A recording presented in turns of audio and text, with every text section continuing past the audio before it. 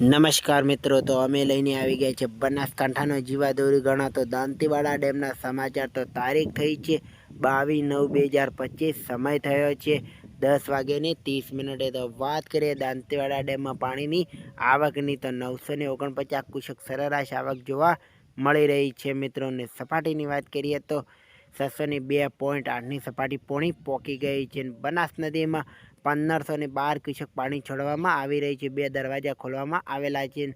બનાસ નદીમાં પાણી માદેવિયાથી પાણી આવી ગયું છે। માદેવિયાથી આગળ ડીસા હજી સુધી આવ્યું નથી। ડીસા જેવું પાણી આવશે એવું તમને વિડીયો દ્વારા જાણકારી આપશો મિત્રો। તો આ હતા દાંતીવાડા ડેમના સમાચાર ને બનાસ નદીના સમાચાર જોતા હોય તો અમારી ચેનલને સબસ્ક્રાઈબ કરી દેજો, વિડીયોને લાઇક કરી જાય, જેથી કરીને તમને બનાસ નદીની અપડેટ પલ પલની મળતી રહે મિત્રો। અને કોમેન્ટમાં જણાવજો કે તમે ક્યાંથી જોઈ રહ્યા છો। તો